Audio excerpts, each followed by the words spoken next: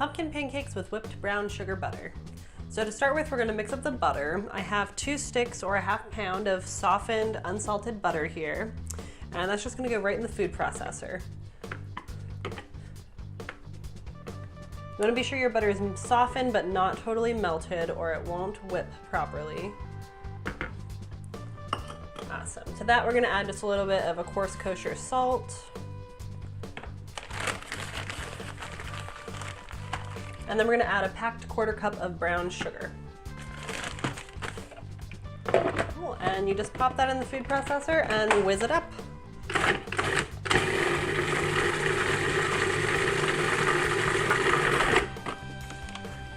We're gonna stop here and scrape down the sides, give it a taste, see if we need to add anything.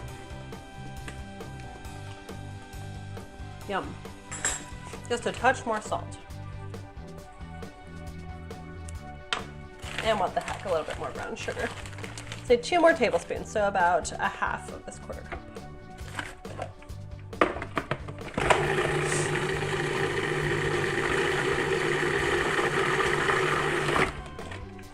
And 1 more scrape down.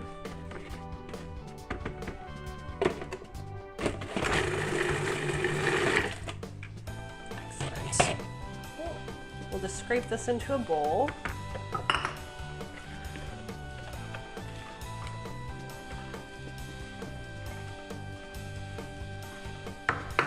All right, I'm gonna pop this in the fridge so it gets just a little bit firmer, because we're gonna scoop it out at the end. Okay, so we have our whipped brown sugar butter already. I'm gonna clean up here. I'm gonna go right into making the pancake batter. So here I have about 2½ cups of flour, just all purpose is fine. Got some more brown sugar. You can use granulated if you don't have brown sugar on hand. Just gives it a nice deep flavor. We're gonna add a 1/4 cup brown sugar to that. And we are also going to add about a teaspoon of a coarse kosher salt.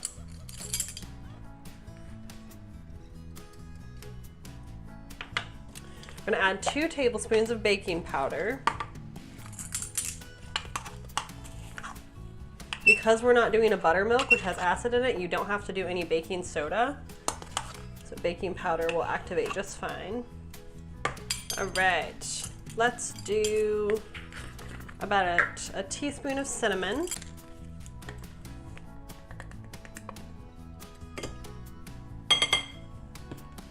And about a 1/4 teaspoon of nutmeg. Nutmeg's really strong, so you just need a little bit. Excellent. Whisk all of that together. All right, we're gonna make kind of a well in the bottom of it and crack our eggs in, 2 eggs.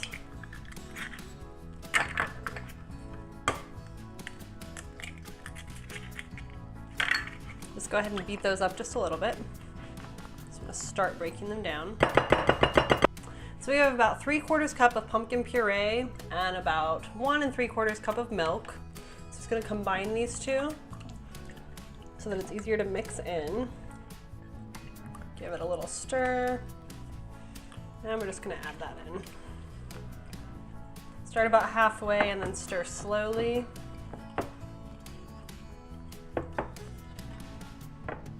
And then add in the rest.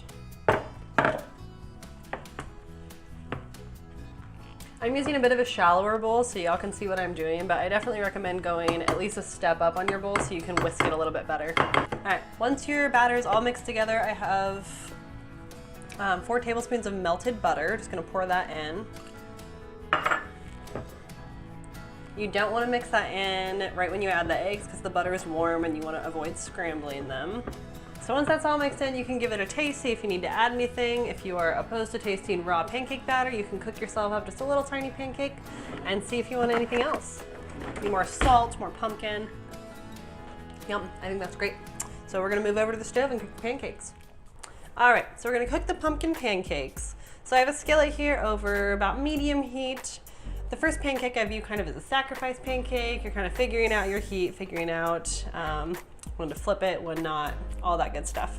So I have the oven on hold warm. As I finish cooking my pancakes, I'm gonna just toss them onto the sheet pan and stick it right in the oven so that they stay hot. So you can use whatever fat you'd like on your pan to griddle your pancakes. I'm gonna use butter because I love the crispy edges it gives it along with the flavor. perfect. We're getting nice and hot there. I've got a bowl of just some butter cubes here. These are probably about less than a quarter tablespoon per cube. So I'm gonna add that to our skillet. And then I like to use a measuring cup for my pancake batter, kind of a loose measurement, so that they all come out approximately the same size. So this is a 1/3 cup of batter. Just gonna scrape them out there. Cool, and we'll just encourage our pancake around. Awesome. Now we just sit and wait for some bubbles to appear around the edges. All right, so you can see it kind of coming together around the edges. It's lifting up easily, which is a good sign that it's ready for a flip. Got a nice caramelization on the edge. If your pancake is sticky when you try to go and scoop it up, that's a good sign that you need to let it cook a little bit longer, and you also might need to turn your skillet up if it's taking forever to get caramelized on there. So this is a really nice rise on it because we have a lot of baking powder in this recipe, which also means that it cooks faster a little bit in the middle, so you don't have to leave it on there as long. All right, we're gonna check the bottom of it. Yeah, that cooked really quickly. You can kind of press in and feel the density of the middle. This feels perfectly done to me, so we're gonna go ahead and flop it right onto our sheet pan there, and then we'll get our next one down. All right, the finished pancake's gonna go in the oven to stay warm, and we'll just keep cooking until they're done.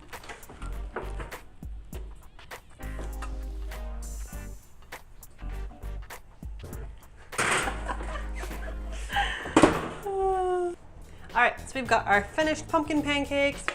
Slide these back here. We have our brown sugar whipped butter. I've got some maple syrup and some toasted pecans. So we're just gonna start and layer our pancakes here. Just to be a little extra, I'm just gonna smear some of this softened brown sugar butter in between, kind of like a cake. Let's see, we'll do you next.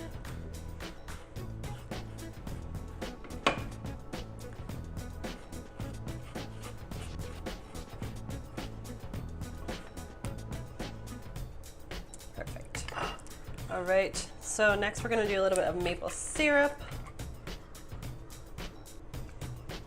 Just drizzle that right on over, don't be shy.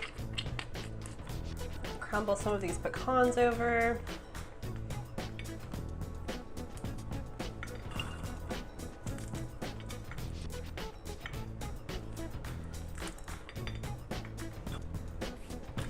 And last but not least, finish it with a big scoop of the brown sugar butter.